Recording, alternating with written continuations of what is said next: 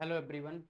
नमस्कार। क्या हालचाल है आप सभी के। उम्मीद करूंगा आप सब मस्त होंगे, दुरुस्त होंगे और अपनी पढ़ाई को भी बेहद अच्छे से कर रहे हों। तो लास्ट क्लास के अंदर हमने पढ़ना स्टार्ट किया था वर्क एनर्जी एंड पावर, कार्य, ऊर्जा एवं शक्ति। अगर आपने उस क्लास को नहीं देखा है तो आप पहले उस क्लास को देखिए, वो पार्ट 1 है जिसके अंदर हम बहुत बेसिक बेसिक बातें करने वाले हैं। ये वीडियोस आपके लिए, मैं जो छोटे छोटे वीडियो लेके आ रहा हूँ, ये आपके लिए बहुत ज़्यादा काम के हैं ना। और इसके अंदर मैं सिर्फ आपको अपना कंटेंट देने की बात कर रहा हूँ, है ना। तो एक बार सभी को नमस्कार, जय Hind, Vande Mataram, good evening, good afternoon, सत श्री अकाल।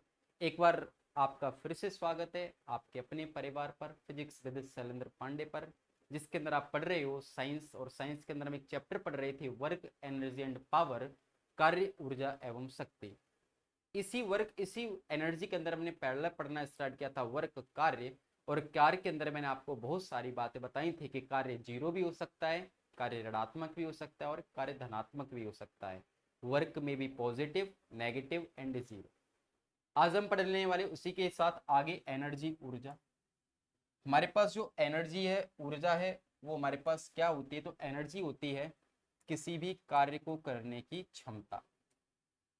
एनर्जी हमारे पास इसके उसी पार्ट सेकंड के अंदर आज हम पढ़ने वाले, जो अपने कल का क्लास छोड़ा था। वर्क के बाद आप हेडिंग डालेंगे एनर्जी। और एनर्जी क्या होता है, तो एनर्जी होता है किसी भी कार्य को करने की क्षमता, the capacity of doing work. कार्य करने की क्षमता को, the capacity of doing work is known as the energy. कार्य करने की क्षमता को ऊर्जा कहते हैं। किसको करने की क्षमता को दोस्त? कार्य करने की क्षमता। और कार्य क्या होता है, लास्ट क्लास में मैंने आपको पढ़ा है, आप उस वाले लेक्चर को देखो तो आपको समझ आएगा, है ना, सारी बातें बताएंगे। कार्य करने की क्षमता, जैसे कि मान लो मैंने कहा आप एक बार में 5 रोटियां खा सकते हो, एक दिन में आप इतना काम कर सकते हो, आप एक बार में 4 किताबें पढ़ सकते हो, एक दिन में आप इतना कर सकते हो। तो जो कार्य करने की आपके अंदर कैपेसिटी है, क्षमता है, उसी कैपेसिटी, उसी क्षमता को अपन क्या कहते हैं? वर्क कहते हैं, कार्य कहते हैं। और जो हमारे पास एनर्जी होती है, ऊर्जा होती है, भाई कार्य करने की क्षमता को अपन क्या कहते हैं? ऊर्जा कह रहे हैं, एनर्जी कह रहे हैं। जो आप कार्य करने की, जो आपका the capacity of doing work, जो कार्य करने की हमारे पास क्षमता है, उसे अपन क्या कह रहे हैं? ऊर्जा कह रहे हैं। ऊर्जा का भी ऐसा ही मात्रक होता है जूल। कार्य का भी ऐसा ही मात्रक जूल हुआ करता था, और वर्क का भी ऐसा ही मात्रक क्या होता है? जूल। जबकि हमारे पास इसका भी सीजीएस यूनिट क्या होता है? हमारे पास अर्ग। क्या होता है? अर्ग। और एक जूल में कितने अर्ग होते हैं? 10 की पावर 7। ऊर्जा एक कैसी क्वांटिटी, तो इसका आंसर मैंने आपको बताया है कि ऊर्जा एक कैसी क्वांटिटी है, तो it is a scalar quantity. यह एक अदिश राशि है। और अदिश राशियां क्या होती हैं? वे राशियां जो दिशा के बदलने से नहीं बदलती, हम उन्हें अदिश राशियां कहते हैं, स्केलर क्वांटिटी कहते हैं। अगर एनर्जी, ऊर्जा भी एक अदिश राशि है, इसका मतलब ये भी दिशा के बदलने से नहीं बदलती। आपको इतना बात समझ आया होगा। ऊर्जा हमारे पास दो प्रकार की होती है, एनर्जी आर टू टाइप्स। ऊर्जा क्रम से हमारे पास दो प्रकार की होती है, एनर्जी आर टू टाइप्स। ऊर्जा दो प्रकार की होती है।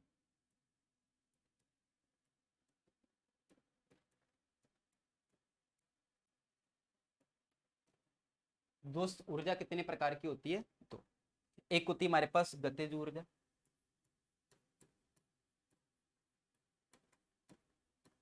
Kinetic energy. एक होती है हमारे पास पोटेंशियल एनर्जी, स्थितिज ऊर्जा। एक होती है हमारे पास गतिज ऊर्जा,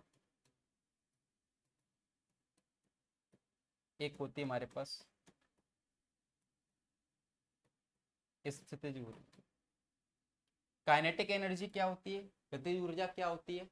तो पहले हेडिंग डालना, काइनेटिक एनर्जी, गतिज ऊर्जा।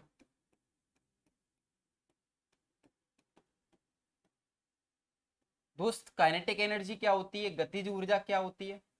तो सर एक ऐसी ऊर्जा जो आपके वस्तु में मोशन के होने की वजह से होती है।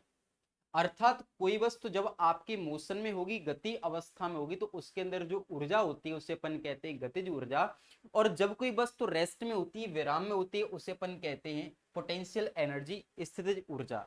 अगर कोई वस्तु हमारे पास मोशन में है, गति अवस्था में, तो इसके अंदर कौन सी ऊर्जा होगी? गतिज ऊर्जा, काइनेटिक एनर्जी। अगर कोई वस्तु हमारे पास किस में होगी? स्थिति में, एक रेस्ट में, एक विराम अवस्था में होगी, तो उसके अंदर एक डेफिनेट ऊर्जा होगी जिसे अपन क्या कहते हैं? पोटेंशियल एनर्जी, स्थितिज ऊर्जा। ऊर्जा दो प्रकार की होती है, जिसके अंदर हम पहले पढ़ रहे हैं काइनेटिक एनर्जी, गतिज ऊर्जा। काइनेटिक एनर्जी क्या होती है, गतिज ऊर्जा क्या होती है? सर एक ऐसी ऊर्जा जो किसी वस्तु के मोशन में होने की वजह से उसके अंदर होती है, उसे अपन क्या कहते हैं? गतिज ऊर्जा। और गतिज ऊर्जा को अपन डिनोट करते हैं के से, और जिसका फॉर्मूला होता है के बराबर हाफ एम वी स्क्वायर। गतिज ऊर्जा का फॉर्मूला क्या होता है? के बराबर हाफ एम वी स्क्वायर। यहाँ पर एम क्या होता है दोस्तों? तो एम होता है आपका मास यानी द्रव्यमान, और यहाँ पर वेग क्या होता है? वेलोसिटी यानी वेग। यहाँ पर वी क्या होता है? वेग, वेलोसिटी। मास ऑलवेज रिमेन्स कांस्टेंट। जगह के बदलने से कभी भी द्रव्यमान नहीं बदलता, और कोई भी डिजिट, कोई भी नंबर हमेशा अपने आप में कैसा रहता है? कांस्टेंट रहता है। अगर मास जगह के बदलने से नहीं बदल रहा, 1/2 एक नंबर है, तो ये भी कांस्टेंट है। अगर ये दोनों ही अपने आप में कांस्टेंट है, एक समान है, नियत है, तो जब अपन किसी कांस्टेंट को, किसी नियतांक को हटाते हैं, तो वहां से एक चिन्ह आता है जिसका नाम होता है डायरेक्टली प्रोपोर्शनल समानुपाती। और डायरेक्टली प्रोपोर्शनल को जैसे जब आप किसी कांस्टेंट की जगह चिन्ह लेते हो डायरेक्टली प्रोपोर्शनल, तो उसके डिजिट आता है हमेशा 1, और 1 का मल्टीपल वी में करो तो क्या बचेगा? V square. यहाँ पर हमारे पास के, तो के और यानी के हमारे पास क्या है? गतिज ऊर्जा, काइनेटिक एनर्जी, वी क्या है? वेलोसिटी। गतिज ऊर्जा और वेलोसिटी में कैसा रिलेशन है दोस्त? डायरेक्टली प्रोपोर्शनल, समानुपाती। और समानुपाती रिलेशन अपने आप में क्या आता है? सेम रेशियो में बढ़ना और सेम रेशियो में घटना।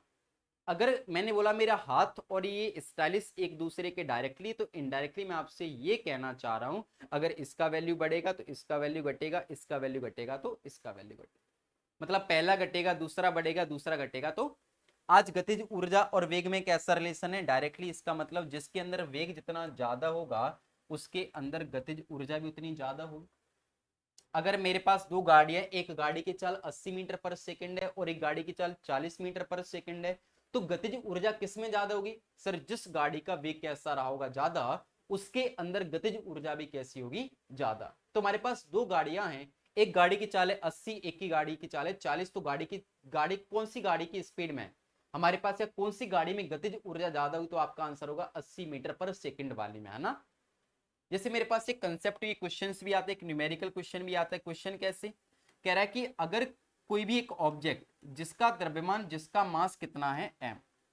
भाई द्रव्यमान कुछ भी हो सकता है, कोई m द्रव्यमान का ऑब्जेक्ट v वेग से मोशन कर रहा है, v वेग से गति कर रहा है, चले जा रहा है, तो उसके अंदर गतिज ऊर्जा है k1। पहला क्वेश्चन क्या कर रहा है कि अगर हमारे पास कोई भी ऑब्जेक्ट है जिसका मास है m, वह v वेग से गति कर रहा है, तो उसके अंदर गतिज ऊर्जा कितनी? k1। अगर हम उस गाड़ी की वेग को अपन कितना कर दें? 2 गुना। भाई गाड़ी का मास मैंने कितना कर दिया? 2 टाइम्स, और वेग भी मैंने कितना कर दिया? 2 टाइम्स। भाई किसी भी गाड़ी का द्रव्यमान पहले m था, तो v वेग से मोशन कर रही थी, उसका मास मैंने कितना बढ़ा दिया? 2 गुना, और उसका वेग भी मैंने कितना कर दिया? 2 गुना। तो उसके अंदर गतिज ऊर्जा कितनी हो जाती है? k2। तो कह रहा है दूसरी गतिज ऊर्जा पहली गतिज ऊर्जा से कितने गुना बढ़ जाएगी? दूसरी गतिज ऊर्जा पहले से कितने गुना बढ़ जाएगी, ये हमसे पूछ रहा है फाइंड। तो देखो इसको करने के ना दो तरीके हैं दोस्त। एक तरीका है कि आप कंसेप्ट से करो, और दूसरा बेसिकली जो मेरा तरीका है आप उससे करो। भाई कैसे कंसेप्ट से? सर हमारे पास बेसिक फॉर्मूला होता है हाफ एम बी स्क्वायर। हमने पहले इस वाले पहले कंडीशन के लिए लगा दिया, तो के बराबर हमारे पास formula half m v square लगाना है। अच्छा के का वैल्यू, गतिज ऊर्जा पहले कितनी दे रखी है? k1 half. इसके अंदर मास भी कितना है? m, तो दोस्त यहाँ मास m, वेग भी कितना है? v, तो हमने कितना लगा दिया? v। दूसरे क्वेश्चन में लगाए तो सेम फॉर्मूला, तो दूसरी गतिज ऊर्जा है k2 हाफ। अब की बार मास कितना दे रखा है सर? 2 है, और वेग कितना दे रखा है सर? ये भी 2 गुना। लेकिन इसका अपन ने क्या करना है? स्क्वायर, क्योंकि यहाँ पर वेलोसिटी का क्या हो रहा है? स्क्वायर। तो अपन ने इसको सोल्व किया, कितना आएगा? k2 बराबर 1/2 2m गुणा 4v², 4 दूनी कितना हो जाएगा सर, ये हो जाएगा 8mv², होगा कि नहीं होगा भाई। इसे हमने थोड़ा सा और समझने के लिए हमने इसे 8 को थोड़ा सा और आगे कर लिया भाई, हमने 8 को थोड़ा सा आगे कर लिया, तो 8 गुणा हमारे पास कितना हो गया 1/2 mv²। इस 1/2 mv² का मान हमारे पास कितना है सर, 1/2 mv² किसके बराबर है, k1 के बराबर।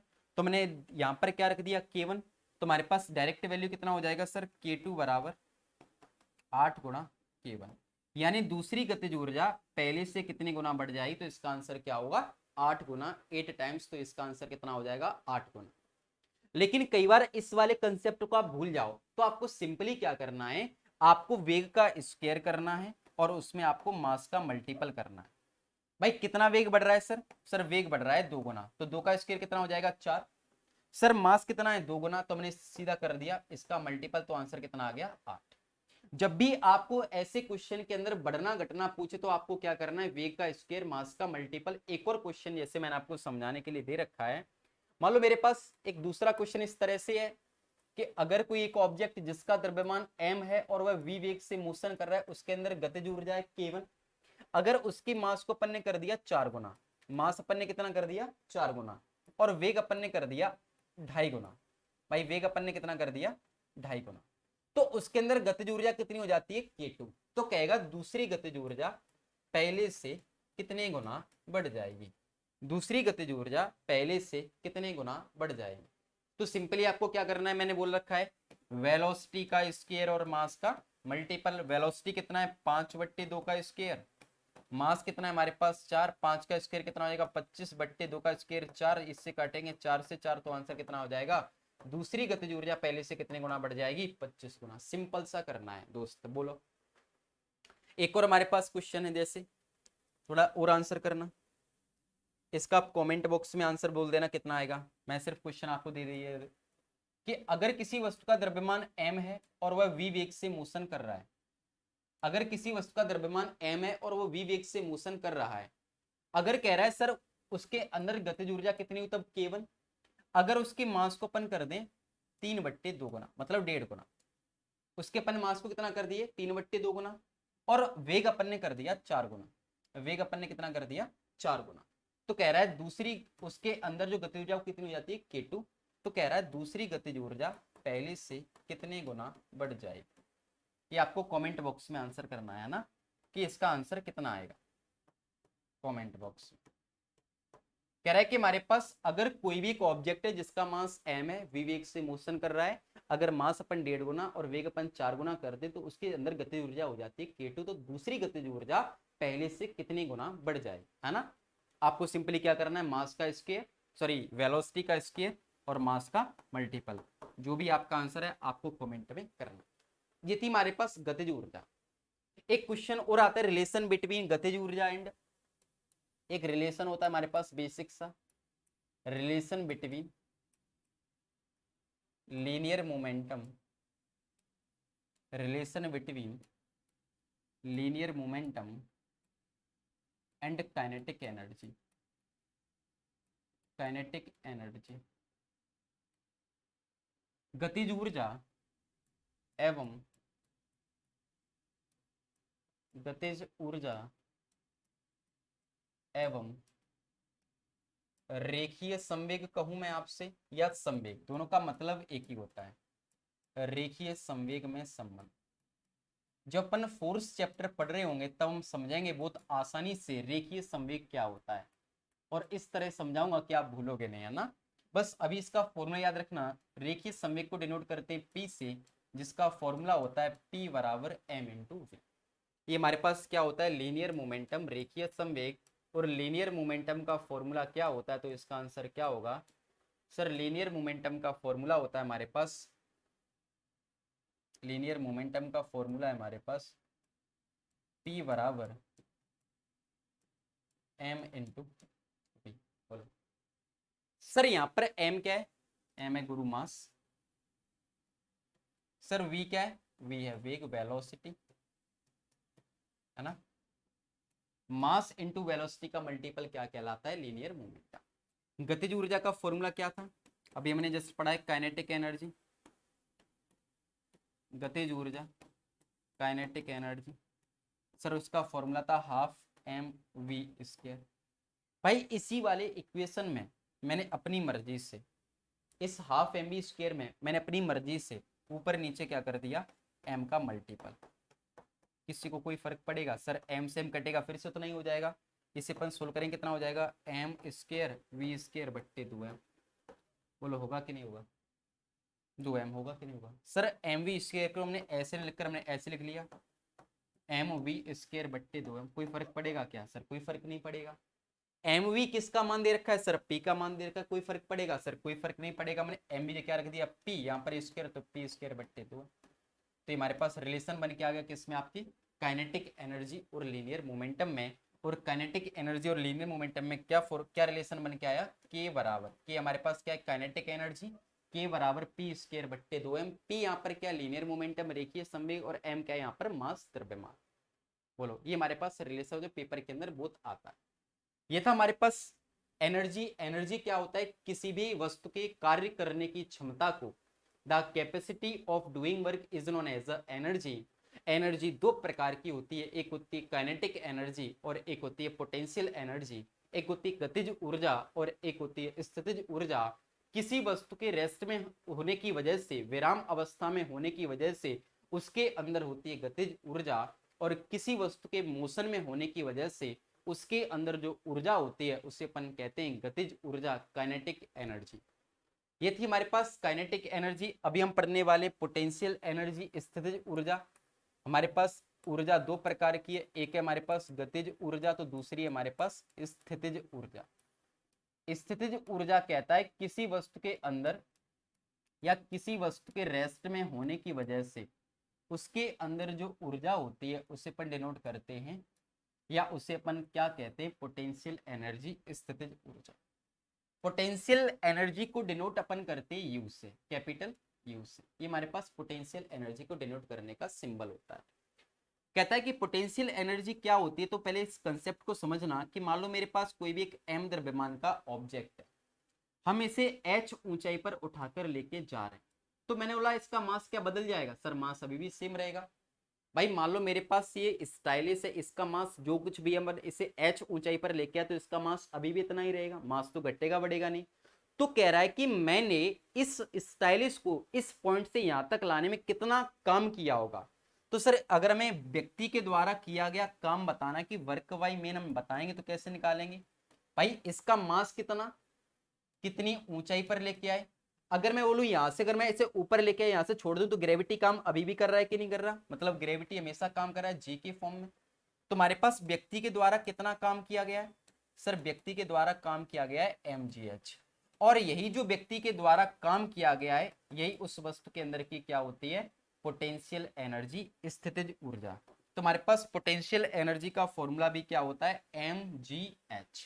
यहाँ पर m क्या होता है गुरु, m होता है मास जिसे अपन हिंदी में कहते हैं द्रव्यमान, और h यहाँ पर क्या है, हाइट जिसे अपन कहते हैं हिंदी में ऊंचाई, और यहाँ पर g क्या होता है आपका ग्रेविटी, गुरुत्वाकर्षण, जिसका मान एक्चुअल में होता है 9.8 मीटर पर सेकंड स्क्वायर। जी का मान कितना होता है, 9.8 मीटर पर सेकंड स्क्वायर। अगर दे रखा है तो अच्छी बात है, और नहीं दे रखा तो हम अपनी कैलकुलेशन को इजी करने के लिए इसी जी का मान कितना ले लेते हैं, अप्रोक्स 10 मीटर पर सेकंड स्क्वायर। एक्चुअल में होता है 9.8, बट अपनी कैलकुलेशन को इजी करने के लिए हम इसका मान कितना मान लेते हैं, 10 मीटर पर सेकंड स्क्वायर। कहता है कि हमारे पास मास ऑलवेज रिमेन्स कांस्टेंट, द्रव्यमान जगह के बदलने से नहीं बदलता। चाहे आप मून पर जाओ, चाहे आप जुपिटर पर, चाहे आप गोवा वाले बीच पर, चाहे आप अमेरिका में, आपका मास हमेशा कैसा रहता है, एक जैसा। जगह के बदलने से मास नहीं बदलता, मात्रा के, क्वांटिटी के बदलने से मास बदलता है। मास क्या होता है, the total quantity present in any body, किसी वस्तु के अंदर उपस्थित कुल मात्रा या कुल सामग्री उस वस्तु का द्रव्यमान कहलाती है।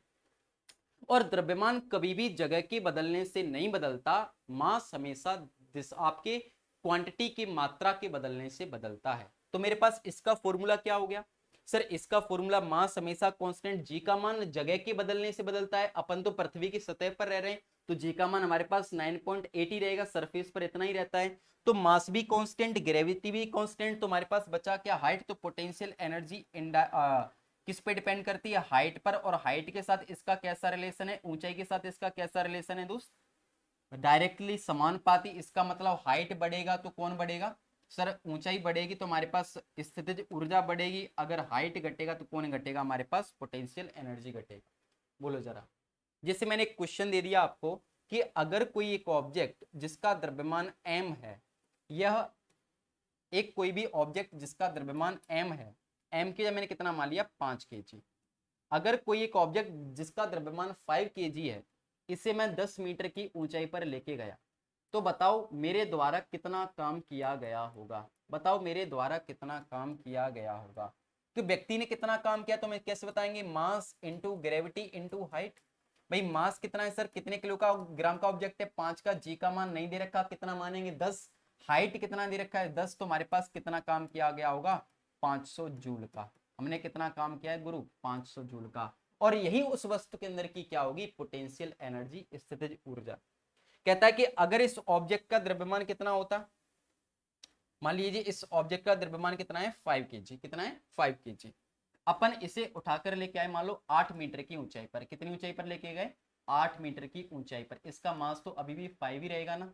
तो बताओ मैंने कितना काम किया होगा, यानी व्यक्ति के द्वारा कितना काम किया गया हो। सर कैसे बताएंगे, व्यक्ति के द्वारा work by man mgh, mass into gravity into height. Mass कितना दे रखा है 5 kg, ग्रेविटी कितना दे रखा है 10, हाइट का मान कितना है 8, तो 8 पंजे कितना हो जाएगा 40, और ये हमारे पास कितना आ जाएगा 8 पंजे 40, तो हमारे पास ये इसका वैल्यू कितना आ जाएगा 400 जूल। बोलो, मास यहाँ भी 5 था, मास यहाँ भी 5 था, ग्रेविटी का मान यहाँ भी 10 था, ग्रेविटी का मान यहाँ भी था। हमने किसको बदला, केवल हाइट को। तो पोटेंशियल एनर्जी के अंदर जो हमारे पास स्थितिज ऊर्जा है वो किस पे डिपेंड कर रही है, आपकी हाइट पर, ऊंचाई पर। किसी वस्तु के अंदर जितनी ज्यादा हाइट होगी उसके अंदर उतनी क्या होगी, पोटेंशियल एनर्जी, स्थितिज ऊर्जा।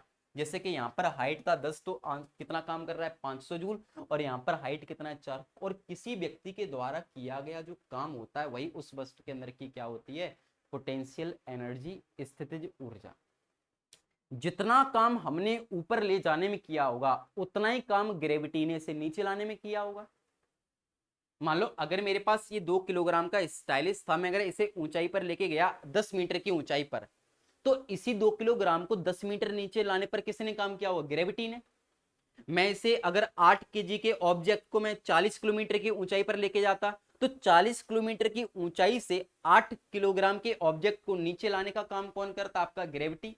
मतलब जितना व्यक्ति के द्वारा ऊपर की ओर काम किया जाता है उतना ही काम ग्रेविटी के द्वारा नीचे की ओर किया जाता है। व्यक्ति के द्वारा कितना काम किया जा रहा था ऊपर की ओर, तो इसका आंसर होता है mgh। जबकि ग्रेविटी के द्वारा नीचे की ओर काम किया जाता है माइनस का mgh। भाई जिस काम को आप ऊपर ले जाने में कर रहे हो mgh, उसी वस्तु को नीचे लाने में जो ग्रेविटी काम कर रहा है वो काम करता है माइनस का mgh। कितना काम कर रहा है गुरु, mgh। मान लो हमारे पास एक ये ऑब्जेक्ट है, इसका मास है 5 kg। मैं इसे 6 मीटर की ऊंचाई पर लेके गया, इसका मास अभी भी कितना था, तो मैंने इसे 6 मीटर की ऊंचाई पर ले जाने पर कितना काम किया होगा दोस्त। सर मैंने काम किया होगा 5, मतलब मास का मल्टीपल mgh। मास कितना है 5, जी का मान कितना है 10, हाइट कितना है 6, तो आंसर कितना हो जाएगा हमारे पास 300 जूल। और इसी काम को नीचे लाने में, इसी ऑब्जेक्ट को नीचे लाने में ग्रेविटी ने कितना काम किया होगा, तो उसका आंसर होता है माइनस का mgh। कितना होता है, माइनस का mgh। माइनस m का मान कितना है 5 और g का मान 10, हाइट, तो हमारे पास आंसर कितना हो जाएगा माइनस का 300 जूल। अगर व्यक्ति से ऊपर ले जाने में प्लस का 300 जूल काम कर रहा है और ग्रेविटी से लाने में माइनस का 300 जूल काम कर रहा है, तो मैंने कहा टोटल वर्क कितना रहा होगा, कुल काम कितना रहा होगा। सर टोटल वर्क कैसा रहा होगा, 0। टोटल वर्क हम कैसे बताएंगे, जो व्यक्ति के द्वारा काम किया गया है और जो ग्रेविटी के द्वारा काम किया गया, दोनों को जोड़ेंगे तभी तो टोटल आएगा कि नहीं आएगा। जो हमारे पास कुल काम है व्यक्ति के द्वारा किया गया प्लस गुरुत्वाकर्षण के द्वारा। व्यक्ति ने कितना काम किया सर 300 जूल का, ग्रेविटी ने काम किया 300 जूल का, तीनों को ऐड करेंगे तो आंसर कितना आएगा 0 जूल। मतलब टोटल वर्क, कुल कार्य हमेशा कितना रहेगा आपकी स्थितिज ऊर्जा में, पोटेंशियल एनर्जी में टोटल वर्क हमेशा कैसा रहता है दोस्त, 0। आई होप आपको इतना बात समझ आ रहा होगा।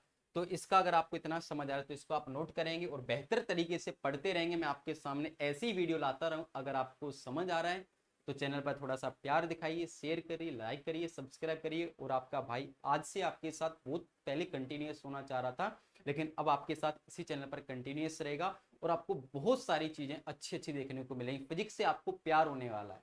अभी मैंने कोई से बीच से टॉपिक उठाया, धीरे धीरे हम पढ़ेंगे और रेगुलर आपके पास एक वीडियो आती रहेगी। तो आप इसको जरूर लाइक कर लें, सब्सक्राइब कर लें। और इट्स माय हम्बल रिक्वेस्ट, इसको दोस्तों में अगर आपको समझ आता है मेरा पढ़ाई हुआ तो आप इसे शेयर करें। हम लोग अपने काम की बातें करने वाले हैं दोस्त, वरना यूट्यूब पर तो आप बहुत कुछ पढ़ने को मिले होंगे, लेकिन आज आप अपने भाई के साथ पर जुड़े हो। मैं भाई और एक मित्र की तरह आपके साथ जुड़ा हूं, तो इसको आप प्यार दिखाइएगा। अगर हम बात करें, हमारे पास ऊर्जा दो प्रकार की होती है। एक होती है हमारे पास गतिज ऊर्जा, एक होती है हमारे पास स्थितिज ऊर्जा। जो आज हमने खत्म करने का कोशिश किया है, टोटल वर्क हमेशा कितना रहता है, 0। क्योंकि जितना काम ग्रेविटी नीचे की ओर करता है उतना काम व्यक्ति ऊपर की ओर करता है। टोटल वर्क हमेशा कैसा हो जाता है।